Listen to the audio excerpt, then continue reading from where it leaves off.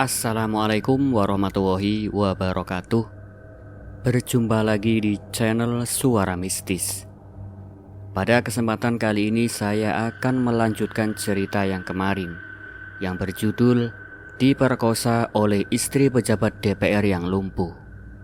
Nah, biar tidak penasaran seperti apakah alur cerita selengkapnya, tidak usah lama-lama lagi, kita langsung masuk saja ke ceritanya. Ini dia Suara Mistis.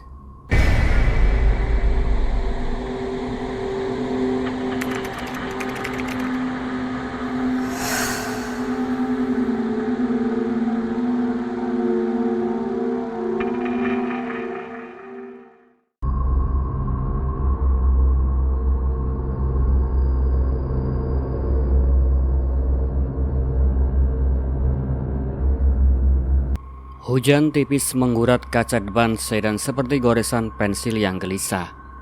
Malam itu Raka mengemudi lebih pelan, bukan karena jalan yang licin, tapi karena kalimat yang bergema sejak sore.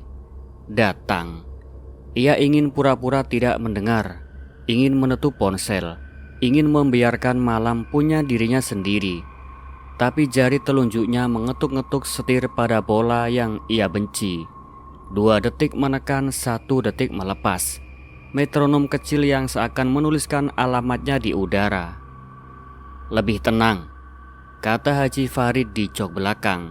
Suaranya datar, tanpa lelah, seolah ia bukan manusia yang menua, melainkan instrumen yang selalu selaras. Kalau ban tergelincir, berita besok lebih dari cukup untuk musuh. Siap, Pak. Raka mengecilkan wiper. Dalam kaca spion, wajah Haji Farid tampak seperti patung lilin, licin, rapi, tak memberi petunjuk tentang cuaca di dalam kepalanya. Telepon Haji Farid bergetar. Ia menjawab dengan salam yang manis, lalu mendengarkan lama. Bibirnya melengkung sedikit, bukan senyum, lebih seperti garis yang menandai selesai membuat keputusan. Iya, sudah. Malam ini dia standby. Rumah tahu cara memanggil. Kau tenang saja. Aku ingat janji-janji itu. Kemudian telepon ditutup. Belok kanan, Raka. Siap, Pak. Sesampainya di rumah, satpam terburu-buru mengangkat palang. Begitu mobil berhenti, Haji Farid menyodorkan amplop coklat. Keperluan kecil, bensin, dan kebutuhan. Saya cukup, Pak. Ambil saja. Banyak orang ingin kursimu, mereka tidak akan menolak. Haji Farid memiringkan kepala. Matanya ramah dengan cara yang pelan-pelan menghina. Dan Raka, jangan pernah kaget kalau mengetahui istri membutuhkan lebih banyak daripada sekadar obat. Orang-orang besar punya perawatan macam-macam. Ini negara. Perawatan untuk tubuh, untuk nama. Siap, Pak. Kata-kata itu keluar seperti kertas basah yang tak bisa dilipat. Di lorong, bau kemenyan lebih tebal dari biasanya. Bukan menyiksa, tapi menutup kemungkinan lain. Raka melewati foto-foto dinding yang memerangkap waktu dan senyum-senyum yang tak lagi milik siapapun. Ia berniat langsung ke pos, menelan jam sampai pagi. Tapi ponsel bergetar. Sekarang, tanpa salam, tanpa titik. Pak. Raka memberanikan diri sebelum Farid melangkah ke ruang kerja. Saya ingin izin cuti, Pak. 2 hari saja. Cuti? Farid menoleh dengan ketenangan yang berbahaya. Ibuku meninggal pun aku rapat. Cuti untuk apa? Saya agak kurang sehat, Pak. Farid mendekat 2 langkah. Cukup untuk membuat parfum mahalnya mengusir wangi kemenyan. Kau itu masih muda, sehat. Kau dibutuhkan rumah ini, menyukai orang-orang yang datang ketika dipanggil. Ia menepuk bahu Raka 1 kali, ringan tapi seperti memberikan. Dan jangan pernah lupa, kontrakmu menyebut 3 bulan masa awal tanpa cuti. Kecuali kau mau berhenti malam ini. Kalau berhenti, kembalikan semua yang sudah kau terima, termasuk rasa aman. Raka mengangguk. Ia paham ancaman yang memakai kata-kata sopan. Ia mencoba kabur malam itu juga. Setelah apel malam satpam, setelah lampu-lampu halaman diperkecil, setelah kamar-kamar menutup mata, Raka menyelipkan dompet dan KTP ke saku jaket. Ia keluar lewat pintu samping, menahan napas di antara suara kodok dan hujan yang menilai. Di luar pagar, ojek daring menunggu. Ia naik tanpa bicara, kepalanya menoleh ke belakang. Terminal selalu punya wajah yang sama. Kios kopi yang tak peduli pukul berapa, kursi plastik yang mengerti panggung seorang pelarian, dan jam dinding yang menyukai kebetulan. Raka membeli tiket bus subuh. Ia duduk di bawah lampu putih yang tak baik pada semua orang. Ia memejamkan mata. Kantuk datang seperti macan yang diajak bercanda. Dalam mimpi atau bukan mimpi, seorang perempuan bergaun hitam duduk di dadanya. Wajahnya tidak terlihat penuh. Rambut hitam menutupi sebagian, sisanya bagaikan kabut merangkum. Beratnya tidak menyakitkan pada menit pertama. Pada menit ketiga, napas Raka seperti disaring oleh kain basah. Pada menit kelima, telinga berdengung seperti kabel listrik. Perempuan itu tidak bicara. Ia hanya menunduk, menempelkan jari-jari dingin ke bibir Raka, melarang suaranya keluar. Dari sudut pandangnya sendiri, Raka melihat cermin dari mana yang memperlihatkan kamar Arini, lilin pendek, mangkuk kuningan, dan tasbih. Perempuan muda di dalam cermin menggeleng pelan, seolah meminta maaf. Perempuan bergaun hitam menekan lebih dalam. Dada Raka memekik tanpa suara. Ia terbangun dengan mendadak mimisan. Tetes merah menodai kemeja. Petugas kebersihan menatap, separuh iba, separuh muak pada dunia. Jam dinding menunjukkan pukul 2:17. Tiket bus di saku terasa seperti lelucon. Ketika Raka berdiri dan melangkah, kakinya bergerak ke arah yang salah. Bukan menuju peron, melainkan keluar terminal. Memesan ojek kembali ke alamat yang ponsel hafal lebih baik daripada otak alamat yang selalu menang. Tubuh Raka mulai mengalami gejala yang tak punya saran dari dokter. Punggungnya penuh garis tipis rapi seperti catatan notasi. Setiap pagi ada memar baru yang bentuknya terlalu geometris untuk kecelakaan. Tiba-tiba hidung berdarah ketika ia menarik napas terlalu cepat. Pada jam-jam tertentu, jantungnya berlari duluan, menyalip pikirannya. Ia menelan air putih seperti orang yang menghafal obat imajiner. Di depan cermin kamar mandi pos, ia menatap wajah yang menguning tanpa mata yang memerah, seperti seorang yang selesai menangis tapi tidak ingat kapan mulainya. Malam-malam Arini memanggilnya tanpa sopan santun. Kadang hanya untuk duduk di depan cermin dan menghitung napas bersama. Kadang untuk membungkus tangan Raka dengan kain. Bukan untuk melukai, melainkan untuk menyempitkan pilihan. Kadang untuk sekadar menatapnya lama, kemudian menutup mata dan berbisik seperti orang yang mengirim perintah ke laut. "Masih ingin kabur?" tanyanya suatu malam dengan lembut. "Iya." "Bagus." Ia tersenyum tipis. Orang yang ingin kabur punya energi. Orang pasrah biasanya mati lebih cepat. "Kalau begitu biarkan saya pergi." "Pergi kemana? Ke ibu? Ke kota kecil yang percaya gosip lebih dari arah? Atau ke Tuhan yang kau sebut hanya ketika kau sesak?" Arini mendekat. Jemarinya menyentuh garis merah di pergelangan Raka. "Tubuhmu sudah mengingat rumah ini. Kau bisa mengganti nomor ponsel. Kau bisa membakar pakaianmu, tapi metronom itu tetap menyusul." "Metronom?" "Dua menekan, satu melepas," bisiknya, ritme yang membuat malam berdetak. Saat lain ia menghina Raka dengan kalimat-kalimat yang rapi. "Kau lelaki kecil dengan harga diri yang mudah dijaskan oleh amplop." Saat lain ia menghibur. "Bukan salahmu menjadi kendaraan. Hidup memang butuh kendaraan." Raka mendengar semuanya, menolak semuanya. Namun tubuhnya belajar keinginan tertentu. Keheningan yang membuatnya datang saat dipanggil dan membiarkan jam berjalan sampai habis. Rahasia terbuka pada malam ketika Raka memarkir mobil sepulang rapat. Ruang kerja di lantai bawah menyala. Pintu terbuka sedikit. Ia mendengar dua suara. Haji Farid tenang seperti biasa, dan suara laki-laki lain serak seperti orang yang menelan asap terlalu sering. "Bulan depan komisi," kata laki-laki itu. "Kau butuh angka di berita, butuh wajah-wajah yang mendukung. Itu semua perlu biaya." "Aku punya cara membuat biaya kembali sendiri," jawab Farid santai. "Rumah belajar memberi asal diberi makan." "Perempuanmu." Nada laki-laki itu separuh geli, separuh hormat. "Perempuan itu bukan sekadar perempuan," ujar Farid. "Ia pintu. Ada yang masuk melalui tubuh, ada yang keluar sebagai pengaruh. Yang masuk harus disediakan. Jangan tanya apapun. Tugasmu hanya memastikan aku aman."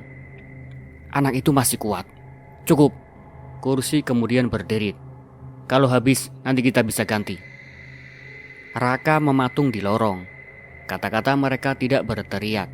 Justru karena itu, ia memahami betapa kalimat-kalimat sopan bisa memeras darah lebih bersih daripada pisau. Ia berjalan mundur, merapat ke dinding, menutup matanya. Dalam gelap di balik kelopak, muncul lagi perempuan bergaun hitam, duduk di dadanya, ringan tapi tak bisa diangkat. Dari kejauhan terdengar suara kereta. Rumah menarik napas lebih lama. Di malam berikutnya, Arini semakin sehat. Ia berdiri lebih lama di samping ranjang sepersekian menit penuh kemenangan. Lalu duduk kembali. Pelipisnya berkeringat, matanya terang. "Lihat," katanya pada Raka, menepuk sisi tempat tidur. "Kau itu kendaraan yang baik." "Berapa lama saya bisa bertahan?" Pertanyaan buruk. Ia mengambil tasbih, menggulirkan satu-satu.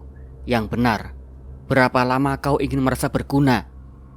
Ia menatap jam dinding, lalu menoleh lagi.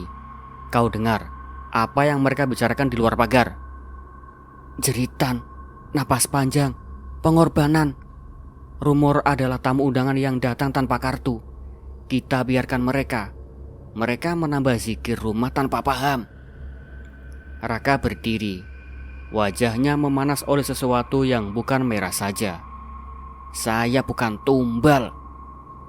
Arini mengangkat alis lalu tersenyum, senyum yang menolak ikut sedih. "Kau sudah mengucap janji. Tubuhmu mengingat lebih baik daripada mulutmu." Ia menunjuk cermin. "Tanyakan pada dia." Di cermin perempuan muda muncul lagi, lebih jelas dari sebelumnya. Ia memandang Raka dengan mata yang mengerti. Ada luka kecil di bibirnya yang menarik, tapi tidak menggoda. Lebih seperti tanda tangan yang kesekian. Raka ingin bertanya siapa dia, dari mana ia datang, apakah ia sebelum Arini atau sesudah Raka. Namun pertanyaan-pertanyaan itu jatuh seperti batu di sumur yang tidak punya air. "Farid tahu," kata Raka, suaranya pecah. "Ia yang mengatur, ia yang memberi makan." "Tentu," jawab Arini kalem. "Rumah besar tidak berdiri dari doa saja. Ia berdiri dari makanan." Ia menghela napas pelan, seperti orang tua yang memaklumi anak yang menyusahkan. "Kau ingin moral dariku? Ambil dari masjid. Di sini kita bicara fungsi." "Fungsi saya habis. Saya mati." Arini menatap lama, matanya jernih tanpa iba. "Kau tidak mati, Raka. Kau diubah." Ia menyentuh pergelangannya. Tempat ritme itu bersemayam. Dan untuk pertama kalinya Raka merasa sentuhan itu seperti tangan yang menaruh batu nisan kecil di atas dada. "Kau akan terus datang bahkan ketika kau memutuskan pergi." Kata-kata itu mengunci udara. Raka mundur setapak dan menabrak kursi. Nafasnya pendek. Ia ingin lari malam itu juga ke gerbang, ke jalan, ke kota lain. Tetapi ketika ia memutar badan, lututnya lemas dengan cara yang memalukan. Ia teringat terminal, perempuan bergaun hitam, mimisan, jam 2:17. Ia duduk. Rumah atau darahnya menertawakan tanpa suara. "Dengarkan," Arini merendahkan nada lebih lembut daripada semua malam. Kau benci aku. Kau benar. Kau benci Farid. Kau benar. Kau benci dirimu sendiri. Kau paling benar. Ia mencondongkan tubuh. Tapi di dunia ini kebencian yang benar pun dipakai untuk kerja. Dan kerja kita sederhana, membuat nama tetap hidup. Raka menunduk.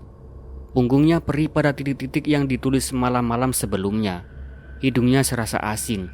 Kepalanya berdengung seperti tiang listrik selepas hujan. Ia mengangkat wajah ke cermin. Di sana, laki-laki di hadapannya bukan lagi sopir 25 tahun. Ia adalah peta garis-garis merah. Memar geometris, mata yang menghafal ritme. Di belakangnya perempuan muda menyentuh bahu. Akhirnya menyentuh, lalu menghilang seperti kata yang ditelan lidah. Ucapkan, perintah Arini. Suaranya nyaris tak terdengar. Kau hadir. Raka menutup mata, menahan air yang hendak jatuh. Bibirnya bergerak pelan. Dan untuk pertama kali sejak ia datang ke rumah itu, ia tidak mencoba berbohong pada dirinya sendiri. Aku hadir. Ketika ia membuka mata, cermin tidak lagi memantulkan ruangan, melainkan kolom-kolom rapat, lampu kota, poster wajah yang tersenyum di pinggir jalan. Di tengah-tengahnya ada ia, kecil, transparan, namun menyala pada tempat yang diinginkan orang lain. Ia mengerti kalimat yang tak pernah ia ingin pahami. Ia bukan budak apapun. Kata budak terlalu sentimental. Ia adalah tumbal yang dipelihara baik-baik. Di luar hujan berhenti. Jam dinding bergerak ke angka-angka yang tidak pernah menipu. Rumah menarik napas, dan napas itu di pergelangan Raka menjelma ritme yang tak mau dibantah. 2 detik menekan, 1 detik melepas. Malam Jumat Kliwon pun datang, seperti mata air yang menahan gemetar. Di Tangerang, udara biasanya lengket, tetapi malam itu keringnya ganjil, seakan angin sendiri sedang berpuasa. Pagar besi menutup pelan, tidak menggeram. Raka berjalan di lorong yang sudah hafal akan telapak kakinya. Foto-foto yang berjajar di dinding tampak lebih muda setahun. Mungkin lampu-lampu sengaja diturunkan sampai ingatan ikut memudarkan usia. Pintu kamar Arini terbuka 1/4. Kemenyan menulis huruf-huruf kecil di udara, lalu menghapuskan sendiri. 2 lilin hitam berdiri di kanan kiri cermin besar. Apinya rendah tetapi keras kepala, seperti orang yang tersinggung namun menjaga tata krama. Di meja kecil, mangkuk kuningan, sebutir telur, secari kain putih, dan tasbih hitam yang mengilap dari dalam. Rotan tidak tampak, digantikan pita-pita kain yang tergulung rapi seperti kata yang belum diucapkan. Masuk, kata Arini. Suaranya tidak tinggi, tapi di ruang itu ia menjadi pusat gravitasi. Ia duduk tegak tanpa sandaran. Setengah tubuhnya yang selama ini berat kini menuntut tempat baru. Pelipisnya bersih, matanya bening, tapi ada cahaya lain, seperti pantulan lampu kota pada kaca yang basah. Raka berdiri di ambang sambil menelan air yang sepi. Arini. Tak ada kata malam ini selain iya dan hadir. Arini mengangkat telapak, duduk di depan cermin. Raka menurut. Kursi kayu menghadap pantulan yang sering ia hindari. Di sana, ia melihat seorang laki-laki yang dikerjakan waktu bukan dengan setahun, melainkan dengan ritme. 2 detik menekan, 1 detik melepas. Denyut di pergelangan yang kini seperti jam rumah. Di belakangnya, Arini, perempuan yang menyuruh dewasa semua benda di sekelilingnya. Arini mengambil jarum, melewatinya pada lidah api 1 detik, lalu menempelkan ujungnya ke permukaan telur. Bukan untuk memecah, hanya menggurat. Buka telapakmu, perintahnya. Raka membuka telapak tangan. Jarum menyentuh garis hidup. Serapat napas, setitik merah muncul. Diusap Arini dengan kain yang putih. Ia menepukkan kain itu sebaris ke pergelangan Raka, tepat di tempat ritme mengajar seperti menandai pintu yang cukup untuk dilewati satu roh. Mulai, ujar Arini, menaruh jam. Meraih pita kain, ia mengikat pergelangan Raka pada pegangan kursi. Tidak kencang, tidak longgar. Definisi, di sela-sela ikatan kulit Raka mengenali bentuk yang pernah ia benci lalu dirindukan. Seperti jalan lama yang selalu dianggap memutar tetapi justru paling cepat. "Jangan bernapas lebih dari yang saya minta," katanya. "Malam ini udara milik saya." Raka mengangguk. "Hadir." Arini menyalakan satu dupa baru, menambahkan sebutir kecil kemenyan. Asapnya lebih tipis, namun ukurannya terasa. Ia berdiri, benar-benar berdiri sesaat. Mata Raka terbuka lebar. Kursi roda di samping ranjang tampak asing. Arini menangkap keterkejutan itu dan tersenyum pada gigi. "Kau melihat apa yang patuh, lakukan pada yang lumpuh," katanya pelan, lalu perlahan duduk kembali. Hidup selalu meminjam milik orang lain. Ia meraih tasbih, menggulirkannya tanpa bunyi. Hitung. Tarik 4, tahan 4, lepas 4. Raka menumpangkan napasnya ke napas Arini. Pada hitungan ketiga, ruangan menyempit, cermin melebar. Di kaca, api lilin beranak menjadi 1000 bintang kecil yang mengatur jarak mereka. Di antara bintang-bintang itu, perempuan muda dari malam-malam sebelumnya berdiri lagi. Lebih jelas daripada bayangan, lebih tipis daripada orang. Rambutnya terikat rapi, matanya gelap lembut. Ia menunduk pada Raka, sopan seperti tamu yang datang terlambat. "Jangan menoleh dari cermin.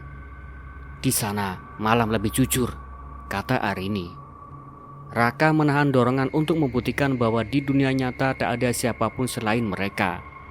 Di pantulan, perempuan muda menggerakkan bibirnya, seolah mengucap namanya, nama yang ia tak pernah dengar di mulut orang lain.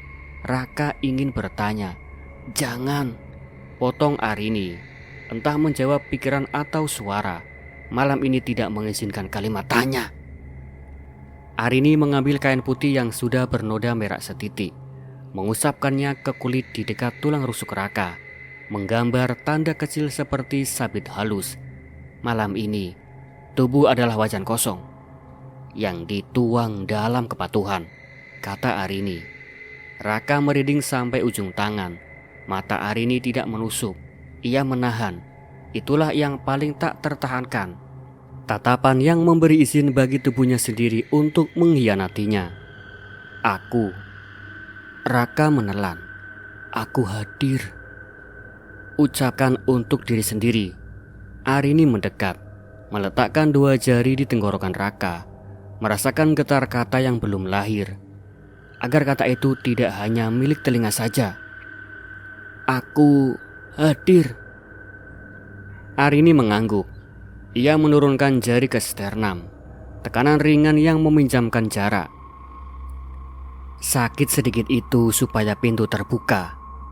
Kalau terlalu sakit, pintu pecah dan malam takut masuk," kata Arini.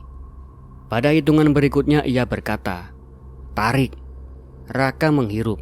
"Tahan." Kepala Raka terdengar jauh. "Lepas."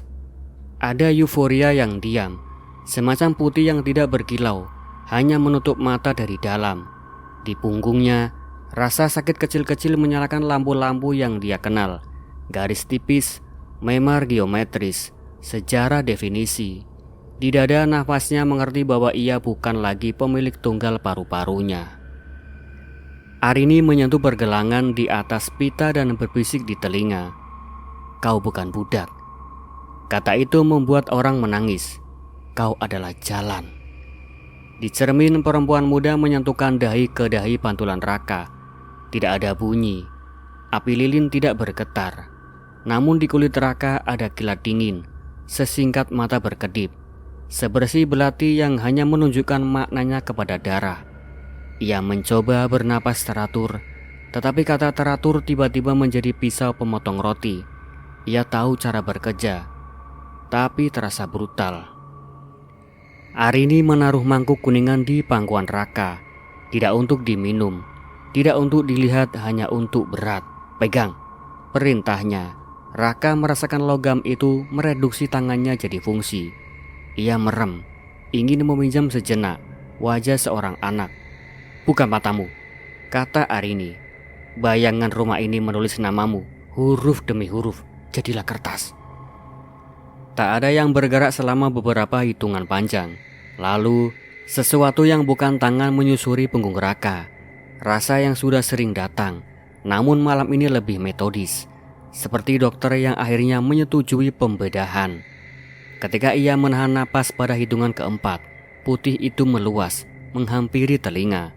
Ia hampir mendengar bunyi ting dari mangkuk kuningan. Padahal tidak ada yang mengetuknya. Kulitnya mereka dalam bahasa yang tidak menyakiti, justru menyingkirkan jarak antara perintah dan pengabulan. Sekarang, ucap Arini, suaranya tenang. Kau akan mendengar lebih dari satu dirimu. Di cermin ada dua Raka, satu di kursi, satu lagi berdiri di belakang perempuan muda. Raka yang berdiri tampak lebih ringan, lebih muda setahun, tanpa memar, tanpa garis merah. Ia mengangkat tangan kanan, seolah mengucapkan selamat tinggal kepada sesuatu yang tidak mungkin ia namai. Raka yang duduk berusaha berkata, "Jangan." Tetapi bibir yang dikendalikan napas orang lain memutuskan untuk tidak mengganggu ritmenya. Arini memandangi pantulan itu selama beberapa detik yang disesuaikan malam. "Kau lihat?" tanyanya lembut mengusap pita kain. "Yang berdiri itu yang siap dipinjam." "Untuk apa?" Raka bertanya. Suara sendiri terdengar dari sumur. "Untuk hidup." Arini menutup mata. Sebaris syair tanpa puisi keluar dari bibirnya, menolak jadi bahasa, menolak jadi doa. Jarum tadi menyentuh lilin satu kali, padam sendiri, seperti restu yang enggan publik. Udara mengeras, kemenyan menebal tanpa menyesakkan, cermin meregang. Pada hitungan tahan, Raka merasa tubuhnya direbahkan seseorang yang tak tampak. Bukan dididurkan melainkan disiapkan. Di ujung telinga, Roma berbisik, "Hadir." Kata yang didahului ia benci kini mengusir takut seperti lampu gang kecil mengusir tikus. Kakinya berat, tapi kepala ringan. Ia bukan pingsan, ia bukan sadar. Ia berada di koridor di antara kedua tempat di mana manusia muda mengatakan iya, tanpa tahu kepada siapa. Pada detik itu, Arini menyentuh dahi Raka dengan dua ujung jarinya. Tidak hangat, tidak dingin, tetapi tepat. Sesuatu terlepas dari iganya, bukan tulang, tentu saja melainkan unsur yang ternyata selama ini ia pegang. Kendati ia tak punya nama untuk itu, ia mengeluarkan suara, bukan jerit, bukan desah, semacam celah yang akhirnya mengaku ada. Putih itu menutup di belakang irisnya, lantas membuka di tempat lain. Seluruh dunia mengecil sampai ukuran lilin ujungnya tetap, dasarnya meleleh. Arini membuka mata.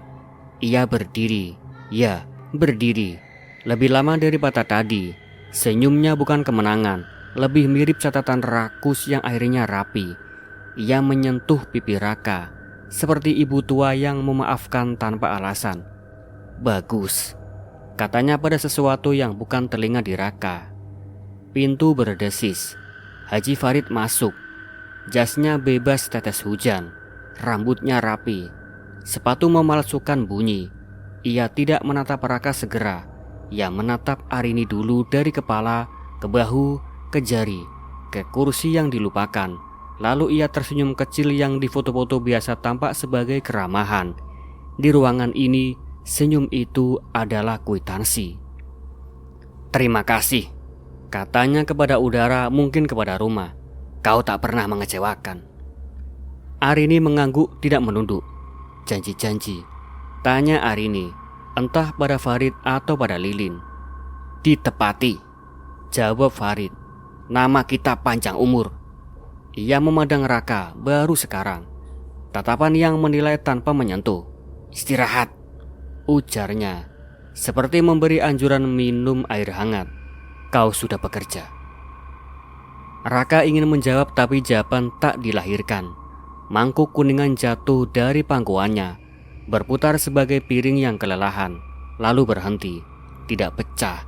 Dalam pantulan cermin, Raka yang berdiri di belakang perempuan muda mendekat satu langkah lagi, memeluk dari belakang tanpa menyentuh. Semesta pantulan menutup bibirnya dengan aturan yang ia pelajari di rumah ini. Diam adalah bentuk patuh yang paling dalam. Farid menghampiri cermin, merapikan dasi, menatap kapur putih di matanya sendiri. Ritmenya tetap, tanyanya ringan, lebih pada formalitas. Arini menepuk pergelangan Raka yang terikat pita, persis di titik yang dahulu pertama kali berdenyut. Ia tersenyum, 2 menekan, 1 melepas. Farid menghela napas seperti orang yang baru saja menandatangani perpanjangan kontrak. Bagus. Lilin hitam menetes. Lilin yang meleleh mengingatkan Raka pada peta yang akhirnya paham arah ke timur. Kemenyan mengecil, menyisakan rasa di tenggorokan. Pita kain dibuka dengan kasih yang tidak bermaksud baik. Punggung kursi menahan bobot yang tidak lagi mengaku bernama Raka. Perempuan muda di cermin menoleh sekali, gerak kecil, sedih tanpa air mata, sebelum wajahnya menjadi wajah Arini muda yang pernah ada di foto bergaun biru di lorong.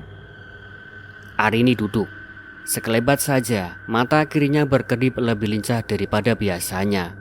Setengah tubuhnya yang lumpuh meminjam sekuku gerak dari masa silam.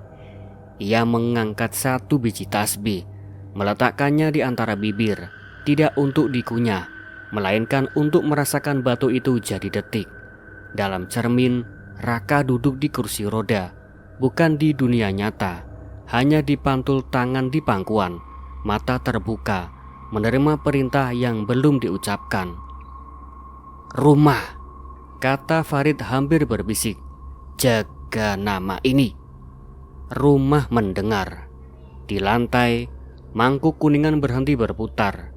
Bunyi ting yang tak terdengar menyelesaikan pekerjaannya di dada Raka. Mata tertutup, bukan tidur. Nafas berjalan sendiri. Pada jeda di antara keluar dan masuk, Putih datang sekali lagi, menyentuh belakang kelopak dengan ujung jari dan pergi. Arini mengusap kening Raka dengan kain putih yang bernoda merah, menutup sesuatu yang tak lagi butuh udara. Apakah Raka mati? Tidak ada yang menjawab. Detik-detik selanjutnya lebih menyukai rahasia daripada kepastian. Di cermin, lelaki itu duduk tegak, dan kalau kau mengharapkan kebetulan, kedipan Arini yang baru, yang bukan milik lumpuh, tampak datang dari kedalaman mata yang mengerti ritme yang baru. Di pergelangan mana ritme itu tinggal? Di Raka yang terkulai, atau Arini yang tiba-tiba sanggup berdiri tanpa meminjam semesta? Lorong kembali sunyi. Farid keluar dengan senyum kecil yang tercetak pada malam. Lilin mengecil, menyimpan seunjung api seperti rahasia keluarga. Kemenyan berhenti menulis. Tasbih menggulir 1 butir terakhir. Dan di ruang yang menolak saksi, sesuatu memilih tubuh di mana ia akan tinggal. Pagi tak tergesa, pelan-pelan warna kembali ke benda. Foto-foto di dinding mengambil usia mereka yang semula.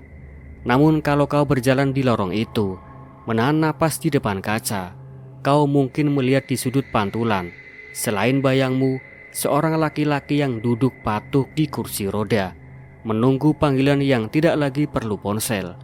Kau memanggilnya Raka atau bukan, rumah tidak peduli.